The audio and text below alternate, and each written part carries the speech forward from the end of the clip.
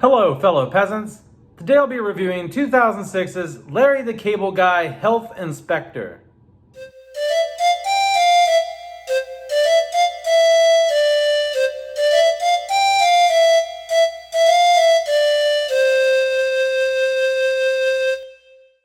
Alright guys, so I watched Larry the Cable Guy Health Inspector. This is free on Tubi.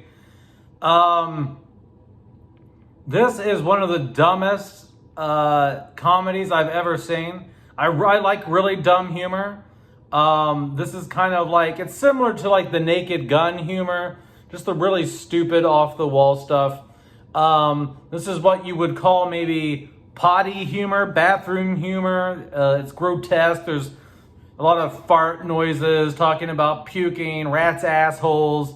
It's just like a foul-mouthed comedy that you definitely couldn't make today. This came out about 19 years ago. So this is definitely material that would probably get you a lot of controversy today. But what's it about? Larry the Cable Guy is a health food inspector. He's not the worst at his job. He's not the best at his job. He's kind of like, he gets the job done, but he does it in unconventional ways. And his boss is just tired of putting up with this shit.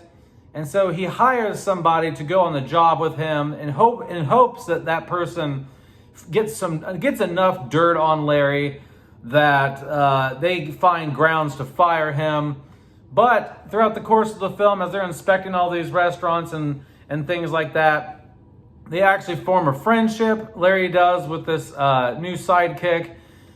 And along the way throughout the film, you just watch him inspect these places. You figure out like, oh, he's got a relation. He's friends with some of these people, or some of these people don't like him, or you just get a sense of how he does business, who he's friends with in town, and things like that. What do I like? What do I not like about Larry the Cable Guy Health Inspector? What I like about it is I do like the humor. I like the really stupid potty mouth humor.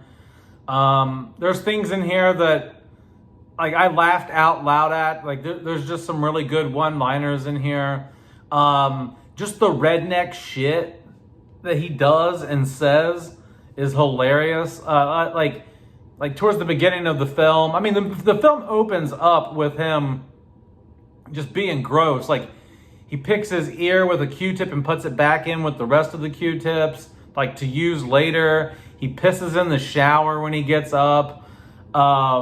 His house is just nasty. His truck is filled with trash.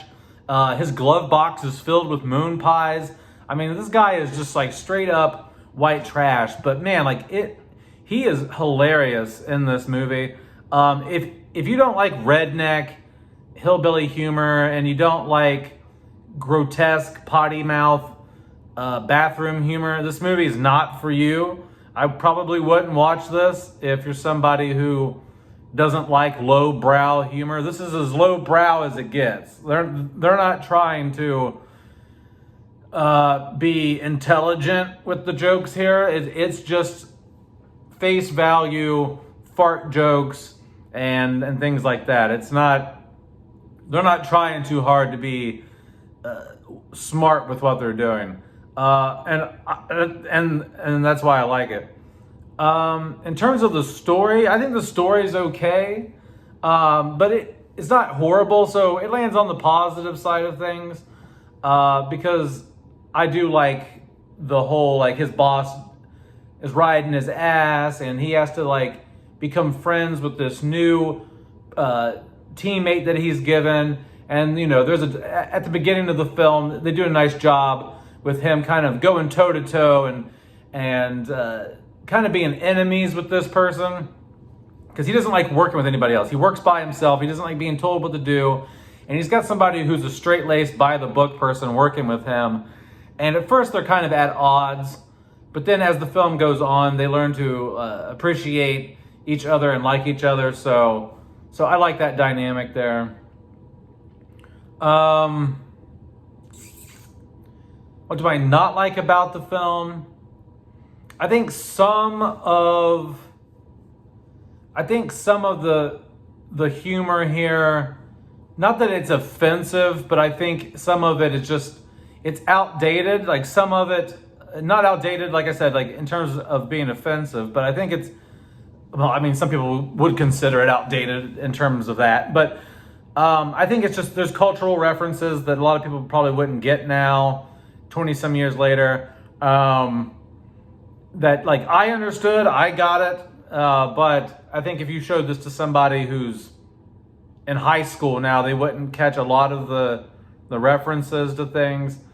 So I think that hinders some of the humor because of how, outdated some of the cultural references are. And then I think you could probably cut about 10 to 15 minutes out of this movie. I think it runs along quite smoothly for about the first half hour, 45 minutes. And then there's a bit of a lull somewhere in there. And I think that if you cut out about 10, 15 minutes out of this movie, just trimmed it up a bit, I think it would be even better. So I guess if I were to rate my pure enjoyment on this as a comedy, I would give it like a 7 out of 10, because I'm not expecting much from this. It's a fucking Larry the Cable Guy movie, so I'm not expecting. How should I put this? I'm not expecting it to be on the levels of The Naked Gun, Old School, Van Wilder, Animal House, Liar Liar, Dumb and Dumber. Those are all creme de la creme, top tier, comedy classics. But it does its job. As were the movies I just listed, those are probably 9, 10 out of 10s. This comes somewhere with like a 7. So I enjoyed it. It's stupid. If you like stupid humor, if you like dumb redneck humor, I would recommend it. Would I watch it again? No, it feels like a one and done type of thing to me. I don't think it has much replay value, but I did enjoy it. It was stupid, and I really liked it. All right, guys. I can't even fucking talk. Peace out, peasants. Bye-bye.